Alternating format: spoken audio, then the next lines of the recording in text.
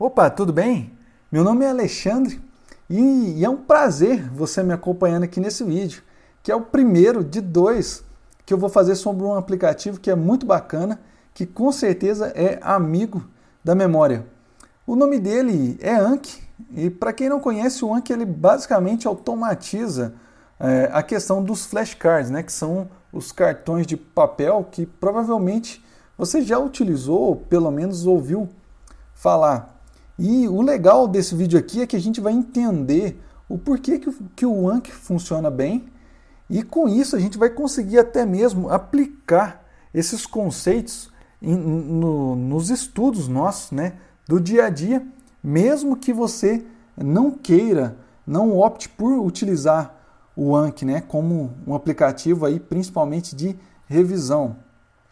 Bom, o Anki, o bacana dele é que ele foi um aplicativo feito, construído, baseado em estudos, né, que tiveram um marco aí em 1885, onde o alemão, né, Hermann Ebbinghaus, ele conseguiu estimar, depois de vários testes, né, o quanto que a gente esquece a partir do momento que a gente encerra uma sessão de estudos.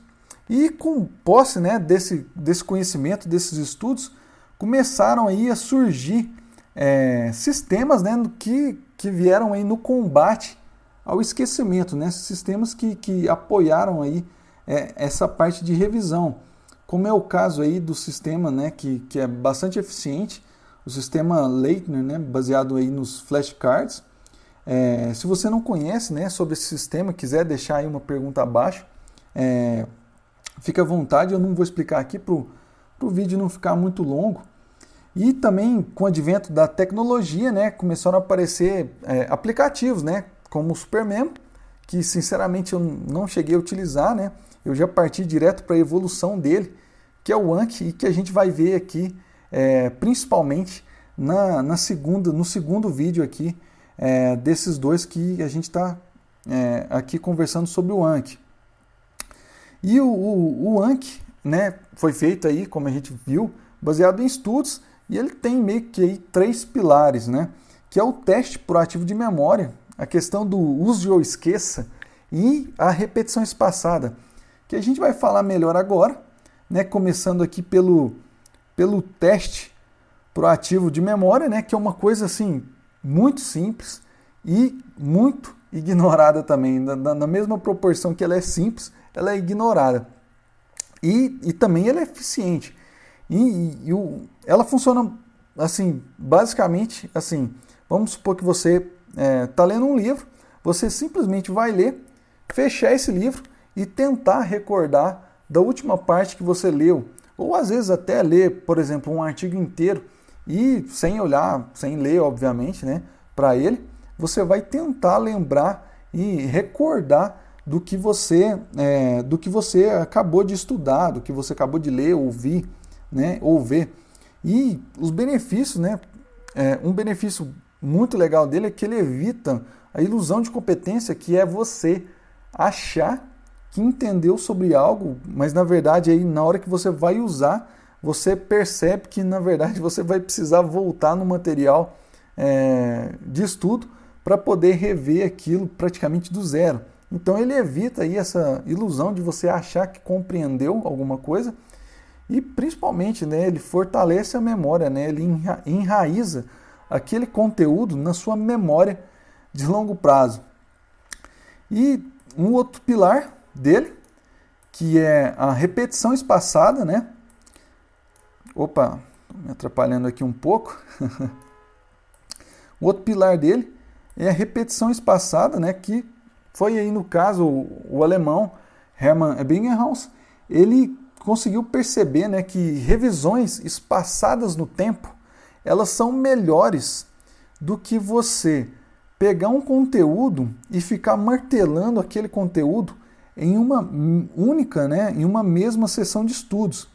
Então é melhor você espaçar essa sua revisão no tempo, né? Por exemplo, você estuda hoje 1 hora, então amanhã você vai separar, 10 minutos, geralmente o recomendado para cada hora de estudo é você separar 10 minutos para revisão.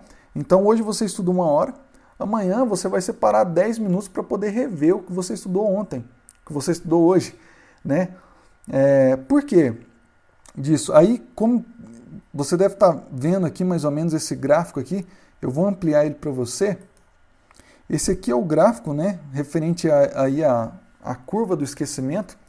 Aqui você pode notar aqui nessa curva A, aqui o pico da curva A seria o momento em que você encerra a sessão de estudos, né, que é onde o conteúdo ainda está fresco ali na sua memória. E cada traço aqui na vertical seria um dia, né? Aqui no primeiro dia, né, após você encerrar a sua sessão de estudos, segundo, terceiro, quarto e aí em diante.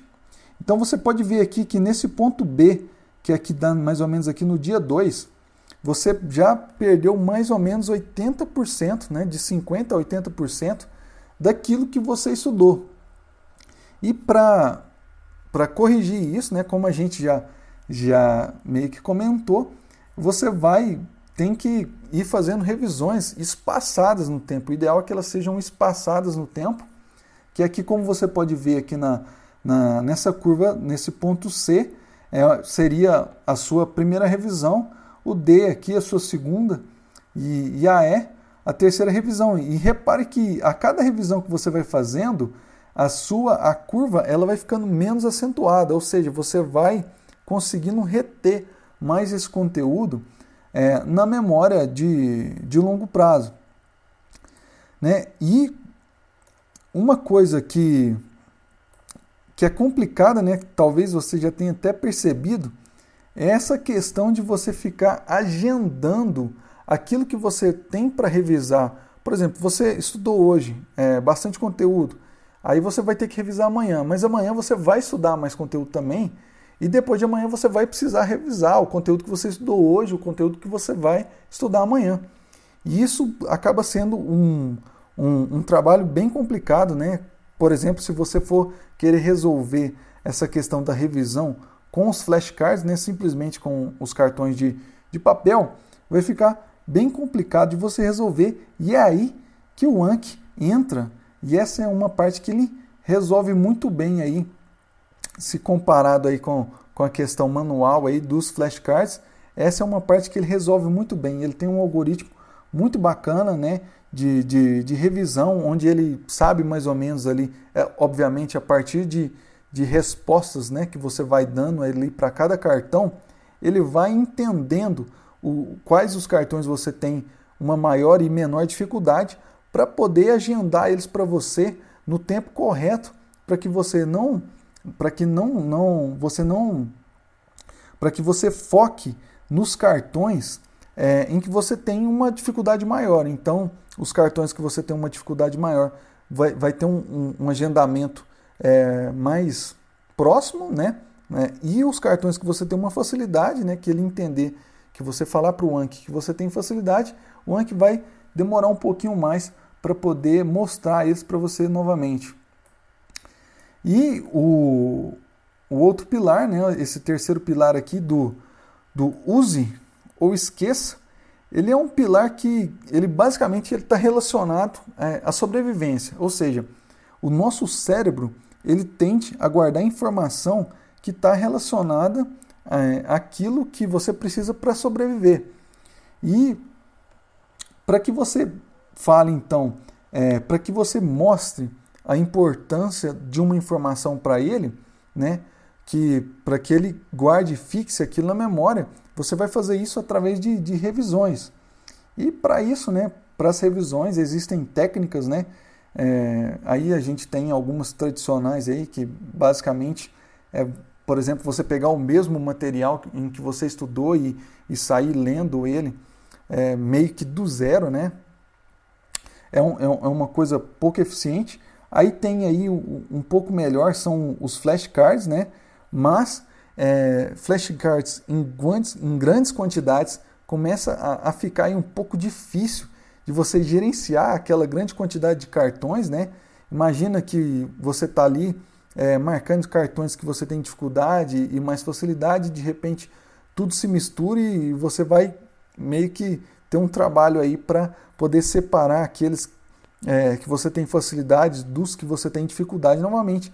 E aí que a tecnologia, né, que o Anki, né, meio que a gente até comentou, aí que ele entra, e a gente vai falar sobre ele bem detalhado, né, sobre o uso do Anki, de forma bem detalhada no próximo vídeo, onde eu vou conversar com você sobre tudo o que você precisa para poder começar a utilizar o Anki agora mesmo, né? Logo depois que você ver o segundo vídeo, você já vai conseguir colocar em prática, né? O aplicativo aí, você já vai poder incluir ele na sua caixa de ferramentas. No mais, muito obrigado por ter me acompanhado nesse vídeo até aqui e eu te espero no próximo. Valeu!